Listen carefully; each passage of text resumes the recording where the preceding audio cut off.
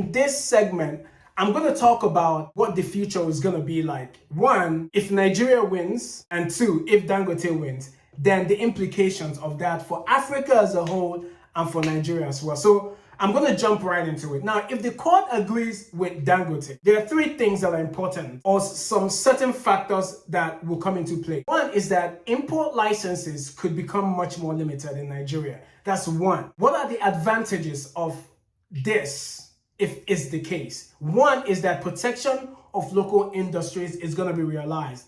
Now, in the local gas and petroleum industry, which is the refinery, is going to be protected, which is great. But this is going to set a precedent as well for other industries and other local industries to be protected in Nigeria, especially when they're starting off. And this is something that a lot of huge economies did. So I don't know why Nigeria is so hesitant to allow this to happen. Two, safety and quality control. The safety of things coming into the country and controlling the quality is important. Again, this is going to set a precedent for a lot of things that comes into Nigeria to make sure that it's of quality and that it's controlled as it's supposed to be. Now, when it comes to the oil and gas sector, we all know that it has been marred with various, whether it's environmental hazard, human rights things, with oil everywhere in the Port Harcourt, the River State, Nigeria, all those things that's been happening. This can help set an end and begin to clarify those things. Another thing which is also very important, especially for Nigerians, is currency stabilization. If Dangote is to win, the currency of Nigeria is going to see some form of stabilization because the price of oil controls currency.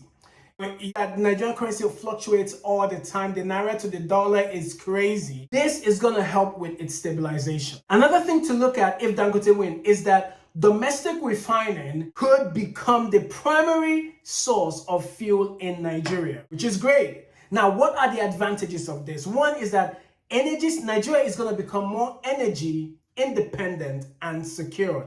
Now, people talk about the energy security of Nigeria, but I'm of the saying that the Nigerian energy sector is not secured. It hasn't been but this is the chance for it to be secured, right? And if Dangote wins, that is something that Nigerians should look forward to.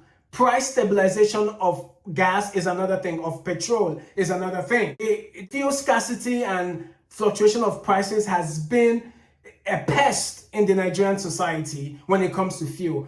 If Dangote wins, this is going to help to curtail that pest, right? To shrink it, to make it a little bit more whereby Nigerians know that, okay, price is not going to be going up and down anyhow. We have some control over it, right? That's another thing. One of the things that I'm mostly excited about, which is one of the reasons why I'm making this series and highlighting this whole thing, is job creation in Nigeria. Now, Nigerian youths, everyone is always talking about, oh, we don't have jobs, we don't have this. But it's funny how a lot of Nigerian youths don't support the thing that will give them job. Let's stop supporting degeneracy. Let's start supporting things that will actually help the economy. And that is this. Dangote refineries is going to bring jobs, high-skilled jobs, low-skilled jobs for the Nigerian populace. It's just going to happen. And now the naysayers might say that, well, if this comes to pass, Dangote is probably going to begin to hire people outside to come in and get all the good jobs and all that stuff. That is true,